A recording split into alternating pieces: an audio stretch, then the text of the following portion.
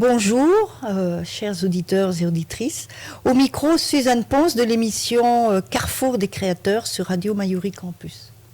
Chaque semaine, la Fondation de l'Université de Guyane vous donne rendez-vous autour des différentes thématiques socio-économiques auxquelles est confrontée la Guyane. Aujourd'hui, nous échangerons avec notre invité, M. Jean-Charles Robinson, docteur en biochimie, professeur des universités et directeur de l'école doctorale Diversité, Santé et Développement en Amazonie, et nous parlerons de la formation recherche. Bonjour Monsieur Robinson. Bonjour Madame Bourson. Qu'est-ce que c'est une école doctorale? Comment ça fonctionne? Quelles sont les thématiques ou les diplômes qu'une école doctorale octroie et quelles sont les conditions pour s'inscrire? C'est beaucoup de questions, mais c'est comment ça marche une école doctorale? Alors, une école doctorale est avant tout une composante qui met en relation en fait les deux piliers de l'université. Le premier pilier, c'est la formation que tout le monde connaît, et le deuxième pilier, que certains oublient de noter, mais qui est tout aussi important, c'est la recherche. Et donc, on fait de la formation, on fait de la recherche, on forme des jeunes à la recherche. Donc ça, c'est l'objectif de l'école doctorale. Pour cela, on se base sur nos équipes de recherche qui sont présentes au sein de l'université, mais aussi à l'extérieur, présentes dans les organismes de recherche. Et on se base aussi sur les compétences que nous avons au sein de l'université et aussi dans les organismes de recherche pour pouvoir faire la formation de ces doctorants. Donc, on a des doctorants qui vont, à la fin de leur thèse, devenir des docteurs dans différents domaines. Donc, des docteurs en lettres, en anglais, en langue vivante, on va dire, des docteurs en économie, en droit, en biologie, en écologie et dans tous les domaines, dans la chimie notamment, ou la biochimie comme mon domaine. Et cette composante, quelle est la gouvernance de cette composante? Alors, cette composante, elle est régulée par un conseil d'administration. Donc, le conseil de l'école doctorale est constitué en fait des représentants des laboratoires de l'université, par aussi des représentants des doctorants. Donc il y en a 3. Il y a 6 laboratoires et un représentant d'institut, qui est l'Institut Pasteur. Alors les laboratoires, on a le laboratoire MINEA, donc on va dire qui est plus lettres, sciences humaines. Le laboratoire LISA, qui lui est en écologie du littoral et aussi en sciences humaines, donc plus les mouvements liés au littoral. Donc une recherche importante là-dessus. Il y en a l'UMR Ecofog, qui est aussi une équipe mixte, une équipe mixte de recherche qui travaille sur l'écologie des forêts de Guyane. Après, vous avez l'UMR Espace Dev.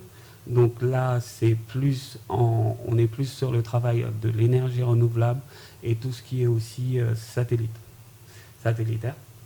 Donc, et puis en dernier lieu, mon équipe qui est l'UMR Cali Sud.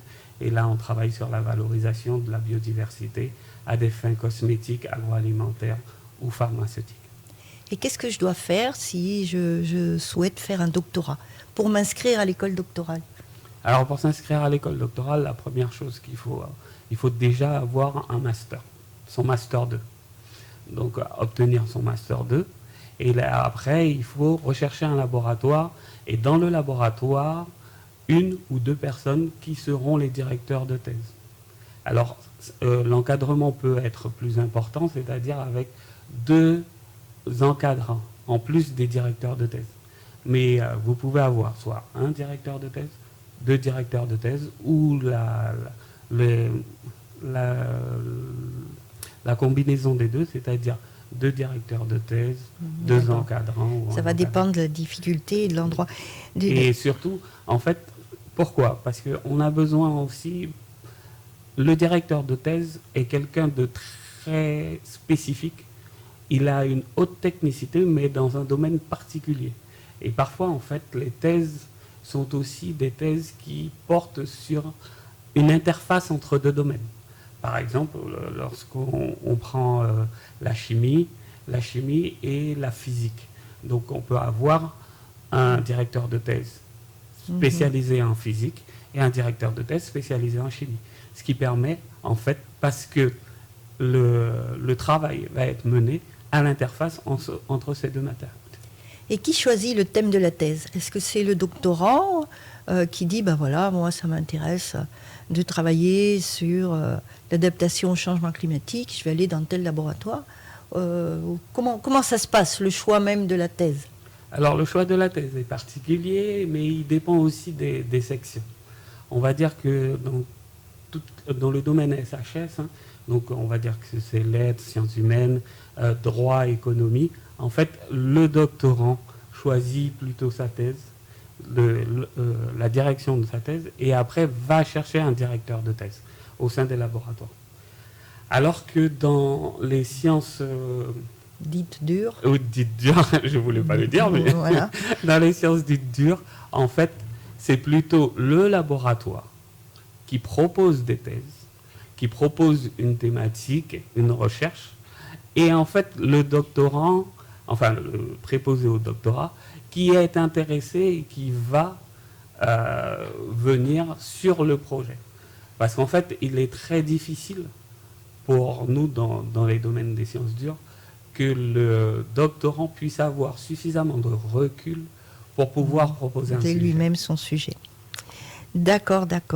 Donc cette école doctorale, elle existe à partir du 1er janvier 2015, quand l'université a été d'autonomie propre. Oui. Et combien de doctorants depuis 2015? Parce qu'une chose, c'est les doctorants, et autre chose, c'est les diplômés. D'accord ? Oui. Donc, on peut rentrer à l'école doctorale et pas forcément en sortir diplômé. Donc, ma question, c'est combien de doctorants depuis que l'école doctorale a commencé, donc que vous l'avez prise en main, et puis, de ces doctorants, combien sont diplômés? Alors, combien de doctorants? Sur combien de doctorants, on va faire une sommation, mais globalement, on varie entre 70 et 80 doctorants par année qui sont inscrits. Jusqu'à présent, nous avons en fait de docteurs, donc de diplômés, nous avons 76 docteurs qui sont diplômés de notre université depuis 2015. Il faut savoir qu'une thèse dure à minima 3 ans et va jusqu'au maximum. Alors après, il y a toujours des dérogations, mais jusqu'au maximum à 6 ans. Donc après aussi, dans des domaines où la recherche des informations prend beaucoup plus de temps, il est parfois difficile de travailler que sur 3 années.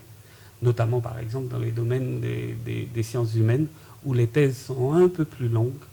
Et donc les thèses en général, par exemple, dans ce qu'on appelle les sciences dures, les thèses durent entre 3 ans et demi et 4 ans. Et c'est plutôt entre 5 ans et 6 ans, on va dire, pour les thèses dans le domaine SHS. C'est dû aussi au fait que beaucoup de doctorants dans le domaine SHS sont aussi des salariés à côté. Et ces doctorants, ils restent en Guyane, ils travaillent en Guyane, ils sont embauchés au Guyane. Est-ce qu'on a... Alors, on a un petit retour. C'est toujours le problème du retour et d'avoir des réponses. Alors, on a des doctorants qui sont employés en Guyane, notamment par exemple les doctorants qui sont contractualisés avec ce qu'on appelle une bourse CIFRE. Donc, qui est une collaboration entre le ministère, la NRT, une entreprise et l'université de Guyane. Donc ça, c'est la définition de la bourse CIFRE. Oui. Donc, l'étudiant est cofinancé par cette entreprise et il est bien normal qu'au moment d'avoir son doctorat, ils travaillent dans l'entreprise. Oui, tout à fait. Et donc l'entreprise, si ça se passe bien, généralement, l'entreprise l'embauche après. L'embauche après.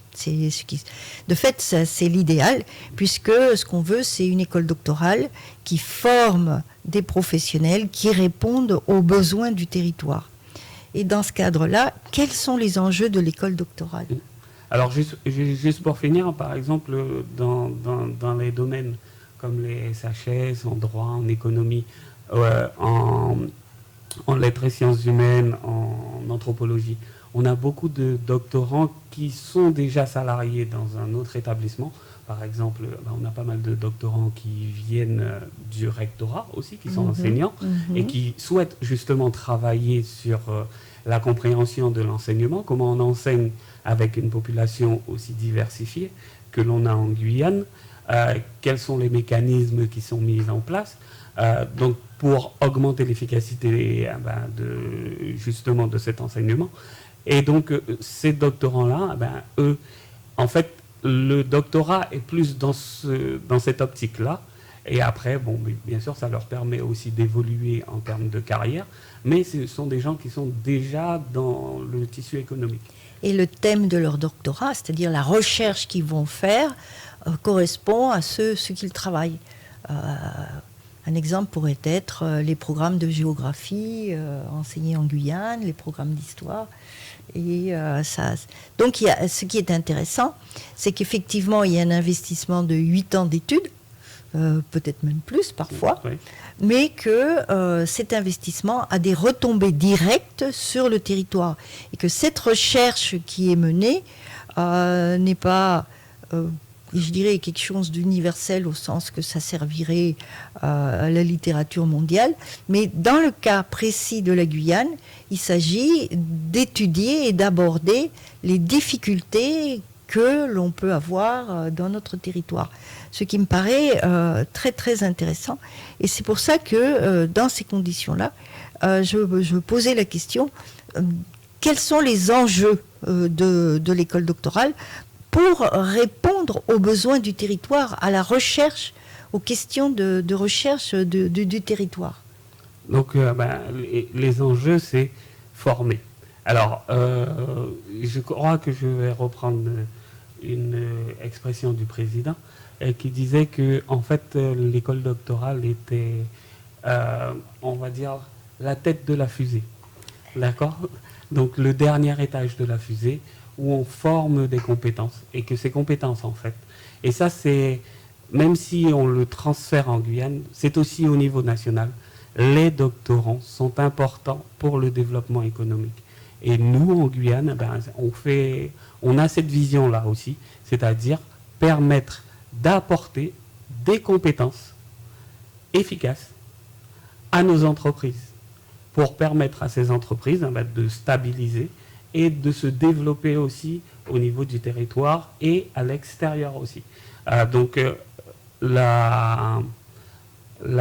l'école doctorale a cette ambition, et c'est pour ça que dans nos formations aussi, on forme. Alors, il y a la formation, on va dire, au sein du laboratoire. Donc ça, c'est la formation scientifique de base. Mais à côté de ça, en fait, nos doctorants aussi ont des formations au sein de l'école doctorale. Et ces formations sont là pour leur amener des compétences, et des compétences qu'ils pourront valoriser en fonction de leurs souhaits, bien sûr. En fonction de leurs souhaits, ils pourront valoriser dans le tissu économique. C'est-à-dire un docteur, par exemple, en chimie, qui travaille à l'intérieur d'une plante, que connaît-il d'une entreprise ? A priori, rien. D'accord ? Par contre, nous, on va le former à apprendre ce que c'est une entreprise, à connaître l'entreprise. L'objectif, pourquoi après ? C'est-à-dire que quand il va sortir, cette personne sera capable d'apprécier le travail au sein d'une entreprise. Il pourra rentrer au sein de l'entreprise pour sa compétence liée à la chimie, mais aussi pour sa compétence liée à la connaissance de l'entreprise et au fonctionnement de l'entreprise. Et ça, c'est important. Donc, en fait, on a quelqu'un qui aura une double compétence. Une compétence est très poussée dans la chimie, C'est-à-dire qu'il pourra prendre la problématique de l'entreprise et il aura les moyens d'aller chercher les éléments pour essayer de résoudre cette problématique. Mais il va pouvoir résoudre cette problématique en tenant compte du tissu et de l'environnement qu'est l'entreprise. Tout à fait. Et je pense que l'expérience qu'il aura développée pendant sa recherche sont aussi intéressantes pour l'entreprise. Par exemple, il sait mener un projet, il sait écrire un projet, il saura aller chercher des fonds pour son projet. Parce que ça, il l'aura fait. Parce qu'il l'aura fait, c'est-à-dire c'est l'environnement de la recherche, c'est-à-dire, si je comprends bien, ce n'est pas seulement cette activité pointue sur un thème particulier, mais c'est tout l'environnement qui est autour de cette recherche, qui pourra être transféré dans l'entreprise dans laquelle il travaillera, qui permettra à l'entreprise de monter en compétences et d'assurer sa pérennité, quoi. Tout à fait. Et mais justement, avec les entreprises, est-ce que vous avez des partenariats avec particulièrement avec des entreprises, c'est-à-dire en dehors des bourses CIFRE, comment ça se passe? Alors, en dehors des bourses CIFRE, on n'a pas beaucoup. Ça se met en place, puisque bon, l'université et l'école doctorale est relativement jeune. Et donc, on est en train de mettre en place ce partenariat-là. Donc, c'est pour ça qu'on a fait récemment aussi les doctoriales, pour que justement nos partenaires puissent voir la première chose, quel type de formation et quel type de travaux sont menés au sein de l'université. Donc ça, c'est la première étape. La deuxième étape étant vraiment de mixer tout le monde, d'aller vers les partenaires et de la permettre... transversalité. Voilà, tout à fait. Est-ce que vous pouvez expliquer à nos auditeurs ce que c'est une doctoriale? Ah, les doctoriales, oui. Alors, les doctoriales, c'est un moment où, en fait, les doctorants se rencontrent, présentent leurs travaux de recherche, mais présentent leurs travaux de recherche aussi au tissu économique. Donc, c'est ce que nous avons fait, c'est le 16 et le 17. Donc, c'était les premières doctoriales depuis 3 ans. Et donc, ça faisait un moment qu'on n'avait pas fait. Et donc, voilà. Là, on remet les choses en place, on les construit pour qu'elles deviennent durables et non plus des à-coups comme on a pu le faire dans le passé.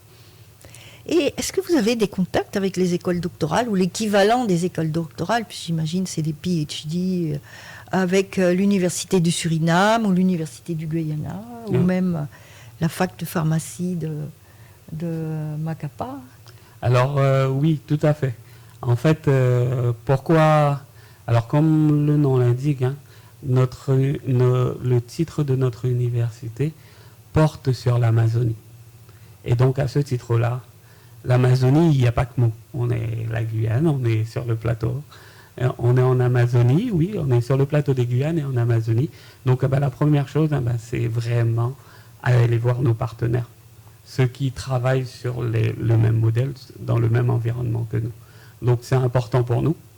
C'est pour ça que, oui, récemment aussi, on a été, grâce aux relations internationales de notre université, donc un collègue aussi, Didier Béraud, docteur Didier Béraud, qui, avec son équipe, a mis en place un voyage pour qu'on puisse aller rencontrer les partenaires, pour qu'on puisse se voir, parce que c'est bien beau d'avoir quelques échanges.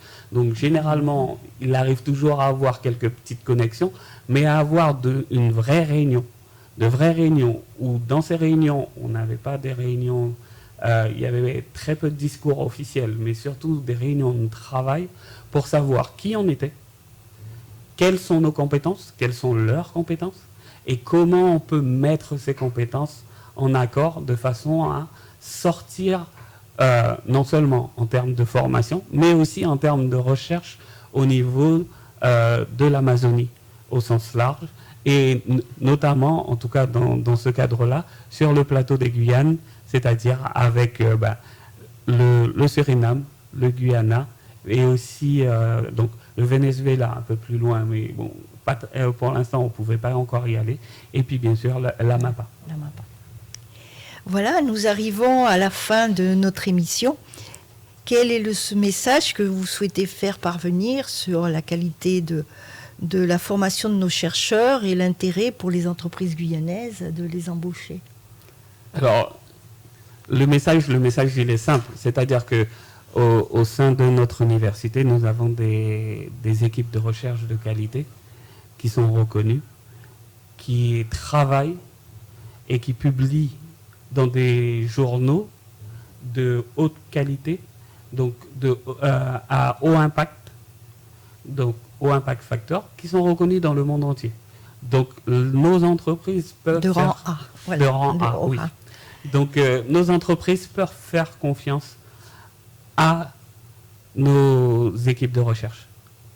Et pareil, nos équipes de recherche aussi, on est en train d'apprendre au niveau des équipes de recherche à aller voir nos entreprises et à leur présenter et voir aussi, parce qu'on est persuadé que nos entreprises, on a des entreprises qui sont formidables, comme on va parler du CNES, de Voltalia, de la Sara. On a des grandes entreprises, mais on a aussi de petites entreprises qui sont en train de se mettre en place. Et notamment, je pense à une entreprise, par exemple, dans le domaine de la cosmétique et de la valorisation, dont la présidente et directrice générale est Madame Mariana Royer. Biostratège. On a aussi Yana Wasai, une petite entreprise qui se met en place sur la production du Wasai, mais qui travaille déjà avec les laboratoires de recherche, notamment le mien, par exemple, sur la production, sur la méthodologie de production. On a donc un thésard qui travaille dessus et les résultats vont permettre d'optimiser cet itinéraire technique nécessaire à la production des OAC, donc en Guyane. Donc voilà, c'est vraiment ça. Il y a des compétences au sein de l'université, on forme bien au sein de notre université, et ces compétences-là, elles sont prêtes à venir au sein de nos entreprises et de notre tissu économique pour son développement. Alors quand je parle d'entreprise, je parle aussi des associations dans l'environnement, des associations dans le social aussi, pour aider les gens, les personnes en difficulté. Et puis je parle aussi des associations dans le cadre sportif aussi. Des personnes qui sont capables de monter des projets, d'aider au montage de projets. Et ça, c'est important, parce que ça, ils savent le faire. Donc vraiment, on a de quoi faire. Et puis bien sûr, en dernier lieu, non, mais à nos collectivités. Collectivités, que ce soit les mairies ou les EPCI, ou les intercos. Voilà. Et donc là aussi, ils ont besoin de personnes compétentes qui pourraient les aider, alors que ce soit de façon, on va dire, en CDD ou en CDI, on espère mieux en CDI, mais qui pourraient aussi les aider dans les actions qu'ils mènent. Comme quoi, un doctorat, ce n'est pas exclusivement de la recherche dans un laboratoire, mais c'est aussi un travail dans des entreprises, des collectivités, des associations. Oui. Tout à fait. Eh bien, merci. Donc, chers auditeurs, la recherche pour valoriser notre biodiversité, connaître les contraintes de notre société, développer les énergies renouvelables, les matériaux bioclimatiques, bref, une meilleure connaissance des atouts de notre territoire. Car la recherche est une des conditions pour conduire le développement local. Elle fournit les connaissances qui facilitent le développement des entreprises et leur pérennisation, comme nous venons de le voir. Chers auditeurs, chères auditrices, nous arrivons au terme de cette émission, Carrefour des créateurs, avec notre invité, M. Robinson, directeur de l'école doctorale de Guyane. La recherche menée par l'Université de Guyane a une application directe sur le positionnement et la mise en valeur du territoire. Sa relation avec la société est source de création de richesses. Carrefour des créateurs, c'est sur Mayuri Campus, chaque samedi à 10h. À bientôt.